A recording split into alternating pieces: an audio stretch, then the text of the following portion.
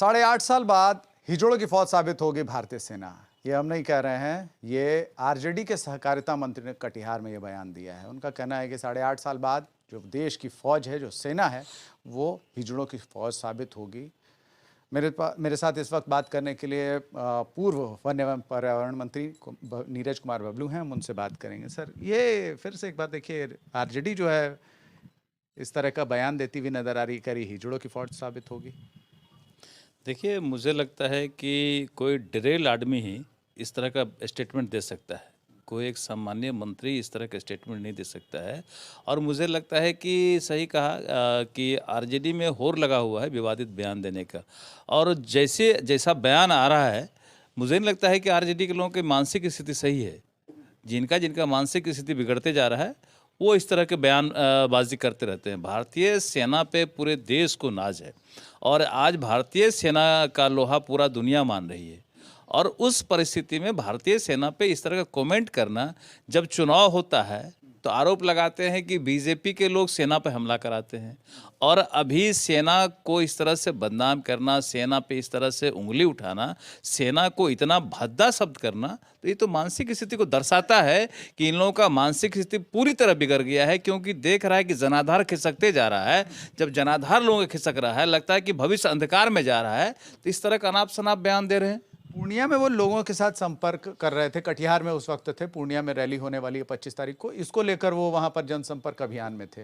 लेकिन इस दौरान सेना को इस तरह की बात कहना क्या दर्शाता है?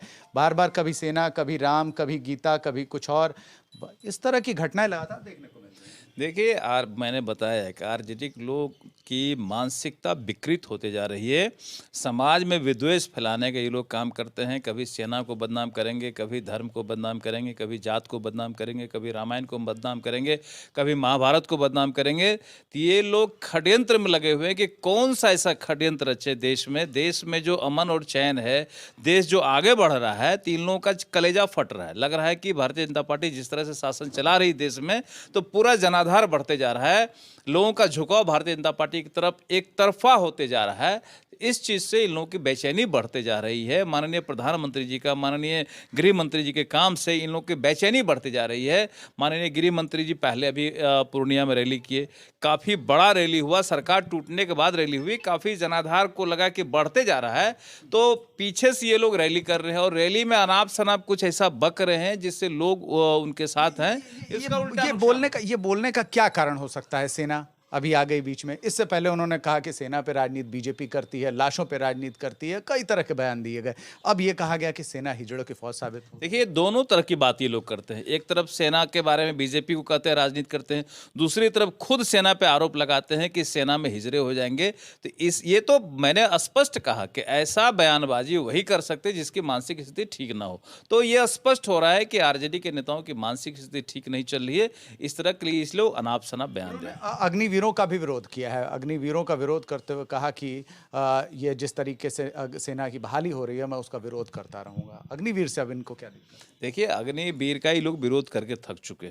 और अग्निवीर में बड़ी संख्या में जो हमारे देश के युवा हैं वो जा रहे हैं, वो उसमें काम करना चाह रहे हैं और उससे अपना भविष्य देख रहे हैं। तो अब इन लोगों को बेचैनी हो रही है कि इतने बड़ी संख्या में क्यों ये लोग बहाली कर रहे हैं, अग्निवीर में बहाली कर रहे हैं, लोग उसमें जा रहे हैं, लोग सेना में जा रहे हैं। तो इन लोगों का कलेजा फट रहा है कि सारा क्रेडिट भारतीय जनता पार्टी को मिलते जा रहा है, बीजेपी की सरकार को मिल रहा है। इसीलिए इन लोगों का कलेजा फट रहा है और ये लोग डिस्टर्ब करना चाह रहे हैं। जो अग्निवीर स्कीम लाई गई है, उसे लेकर उन्होंने सीधे तौर पर कहा कि उन्हें फांसी पर चढ़ा देना चाहिए जो लोग ये स्कीम लेकर आए हैं।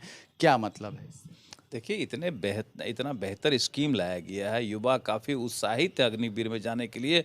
आप देखें, जैसे अग्निवीर की बहाली शुरू हुई, कितने बड़े बड़े लाइन लगे हुए थे। फांसी पर चढ़ाने की बात है। और जब ये तो मैंने बता दिया कि ये अनाप शनाप इसलिए बक रहे हैं कि इन लोगों की मानसिक स्थिति सही नहीं है। अच्छे जो बेहतर काम कर रहे हैं, जो बेहतर योजनाएं ले रहे हैं, आप उसको उनको कह रहे हैं कि फांसी पर चढ़ा दो।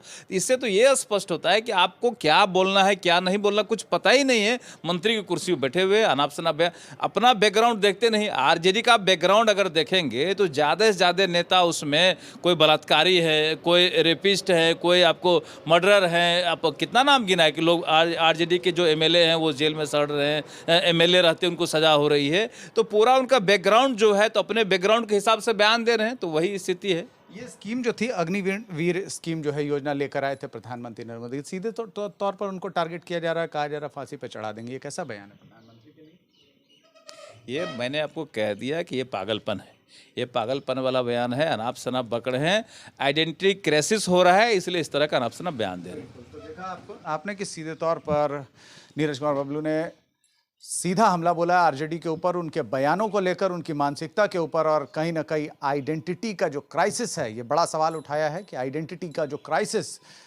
आरजेडी में होता जा रहा है, नेताओं के चेहरे नहीं नजर आ रहे हैं। तो ऐसे में कहीं ना कहीं चेहरा चमकाने की कोशिश के मद्देनजर लगातार कभी सेना, कभी राम, कभी जो रामायण की चौपाइयाँ हैं उस पर आरजेडी के लोग तंज कसते नजर आ रहे हैं। सहयोग बिट्टू के साथ केशव सुमन सिंह, पटना।